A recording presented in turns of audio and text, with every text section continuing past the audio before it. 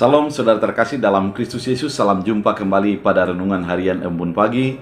Pada awal pekan kita akan merenungkan firman Tuhan yang mencoba menuntun kita untuk menjaga apa yang kita katakan. Oleh karena itu, sebelum kita mendengarkan firman Tuhan, kita bersatu dalam doa.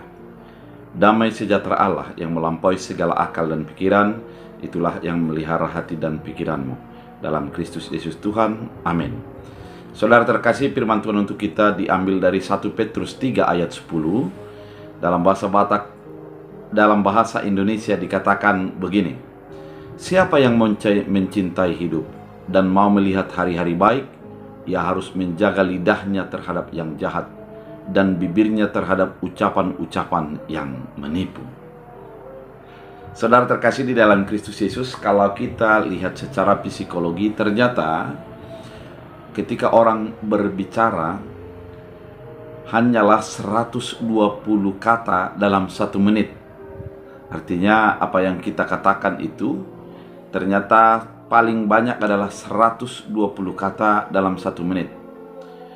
Namun ketika orang berpikir itu sampai kepada 3000 bahkan lebih kata dalam 1 menit. Artinya ketika kita mengatakan sesuatu, pasti ada dilatar belakangi oleh apa yang kita pikirkan. Sehingga bagi sebagai orang percaya dibutuhkan kontrol terhadap apa yang kita katakan. Kita perlu mengontrol terhadap kata-kata yang harus kita ungkapkan. Karena memang ketika kita mengungkapkan sesuatu, yang kita ungkapkan itu bukanlah milik kita lagi, tapi sudah menjadi milik orang lain. Ketika kita mengatakan sesuatu yang mungkin kita anggap biasa-biasa saja, bisa saja berdampak fatal bagi orang lain. Bisa menjadi menyakitkan, melukai, bahkan menjadikan dia merasa yang tidak dihargai dan didiskriminasi. Oleh karena itu, ketika Petrus mengatakan ini, perbuatan baik bagi sebagai orang percaya harus dilakukan.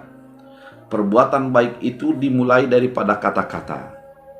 Oleh karena itu, Petrus mengatakan begini: siapa yang mencintai hidup dan mau melihat hari-hari baik, ia harus menjaga lidahnya.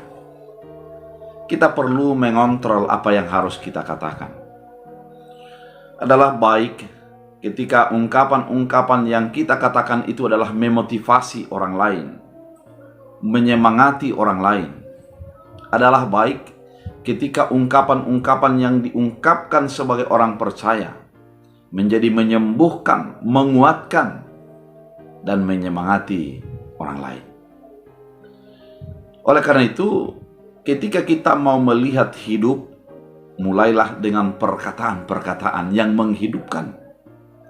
Kalau hidup di sini artinya adalah di mana kehidupan kita menjadi kehidupan yang berdaya guna dan bermanfaat. Dalam kalimat yang kedua dikatakan, dan bibirnya terhadap ucapan-ucapan yang menipu. Seorang percaya haruslah berintegritas, sama yang dia ungkapkan dengan apa yang dia lakukan. Tidak menjadi kelihatan lembut di kata-kata, namun sebenarnya dalam tindakan penuh dengan kesadisan. Oleh karena itu, kehidupan seorang percaya adalah kehidupan yang memperlihatkan kemuliaan Allah, memperlihatkan kasih Allah dari kata-kata dan ungkapannya. Orang menjadi sembuh dan pulih oleh karena dia mengungkapkan kata-katanya. Oleh karena itu, saudara terkasih, peliharalah kata-katamu. Biarlah menjadi kata-kata berkat, kata-kata yang menguatkan, meneguhkan, menghibur, dan memotivasi. Sehingga kita akan melihat kehidupan itu sendiri. Biarlah apa yang kita ungkapkan menjadi berkat bagi orang lain. Kita berdoa. Terima kasih Tuhan atas firman begitu indah, mengingatkan kami agar apa yang kami ungkapkan adalah berkat. Bila kehidupan sebagai orang percaya menjadi pelaku firman, sembuhkan yang sakit, kuatkan yang lemah, hiburkan yang sedih. Biarlah Tuhan melawat setiap orang yang di dalam pergumulan, dan Tuhan memberikan jalan keluar. Terima kasih Bapa, setiap pekerjaan umat Tuhan yang mendengarkan firman ini, Engkau berkati dengan berbagai cara Tuhan yang mendatangkan sukacita. Dalam Kristus Yesus. Amin. Tuhan Yesus memberkati.